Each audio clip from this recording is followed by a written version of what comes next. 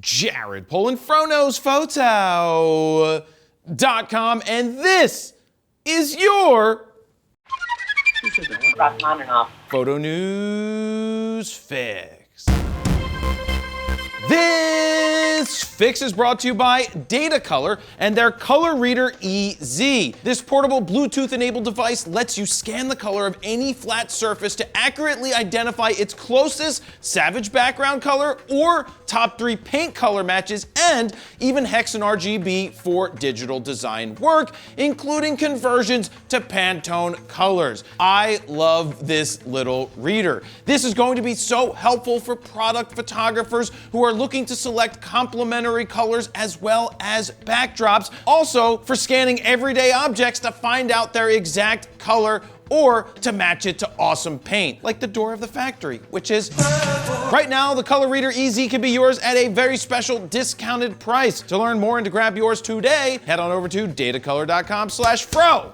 First up, in the most important photo news of the year, Do I detect a note of sarcasm? the ESA Awards for 2021 and 2022 have been announced. And the winners are, well, everyone. Seriously, except for Pentax. I'm not sure that they had enough money to pay for the award anyway. That was harsh. For those of you who don't know what the ESA Awards are, I don't blame you, but I do rip on them every year along with the TIPA Awards. The tip? ESA stands for Expert Imaging and Sound Association, that was established 39 years ago in 1982. Now, I did do the math all by myself, by the way, and I can prove it. See, I was born in 1981, and I'm 40, which means 82 would be 39 years ago, thus boom.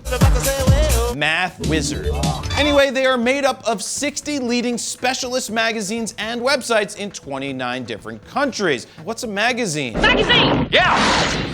They cover photography, hi-fi audio, home theaters, and sex toys. What is this? And this year's winners include the Tamron 17-70 for Lens of the Year, the Fuji XS10 for Best Buy Camera for APS-C type cameras, the Nikon Z5 for Best Buy Camera Full Frame, Why are you laughing? Nikon for the 70-200 2.8Z, Canon for the 100 macro, Sony for the 12-24 2.8, Sony for the 50 1.2, Nikon for the Z6 II, and I can hear it now, the Nikon fan people will be like, see, the Z6 II won an ESA award. Hey, it's 2021. Participation trophies are all of the rage.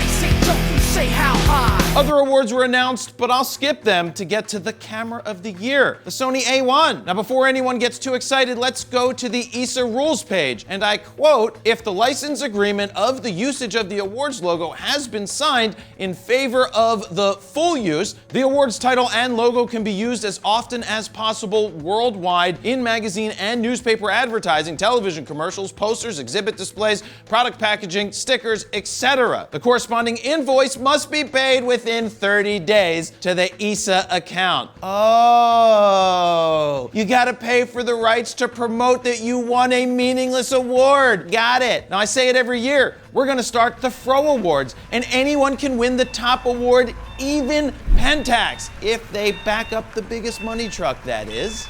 Next up, Canon Rumors is reporting that the forthcoming R3 will eliminate lag and blackout for still shooters. Must have been a slow rumor day, because my reply to that is, No shit. the R3 is going to have a stacked sensor and probably be capable of shooting at 30 frames per second. So of course it's going to do away with the viewfinder blackout and just about all lag. Now, Canon Rumors reports some photographers complaining about the lag of the R5 and R6, and my reply to that is, are you crazy? Have you ever used an EOS R? Because the EOS R's lag was just insane, not to mention how slow shooting that camera actually is. It still gets the job done, but shit, the R6 and the R5 blow it out of the water.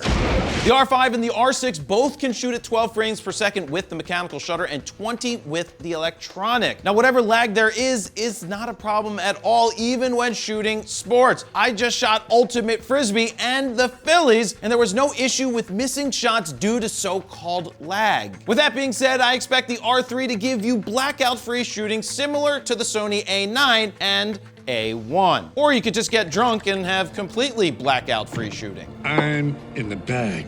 Let me jump in here real quick and say, would you like to show the world that you shoot raw? Well, you can pick up this Looks like a guy sucking a or many other I Shoot Raw shirts at store.FroKnowsPhoto.com. And he's got another tucked behind his ear for later. Finally, according to Nikon Rumors, it looks like Nikon is preparing to announce 2 new Z lenses shortly. As of now, the Z lens lineup is pretty good and covers many of the bases professionals want and needed covered. You have the Hebrew Trinity, you have small and light 1.8 options for those pros who want to go lighter, you have macro, you have a 51.2, and you have a useless 58.95 knocked. What they don't have is big ass fast glass, but is that about to change? Question mark? Damn it! The answer after I tell you about the first rumored Z lens, which would be the 85 1.2. Canon actually offers 2 different versions of their RF 85 1.2, and this would be Nikon's first venture into an 85 1.2. I would expect this to be an incredibly well put together lens, but my concern is it's going to be freaking massive. The Nikon 50 1.2 is already larger than its competitors, and I don't expect them to shrink the 85 1.2 at all. But the second lens that's supposed to be announced is the Z400 2.8. Now keep in mind, lenses like this are geared towards the highest end photographers and will probably cost north of $12,000. Now I have a feeling that the 400 2.8 is going to come in closer to $14,000 because Nikon Rumors is saying it will have a built-in 1.4x converter, allowing it to be a 400 2.8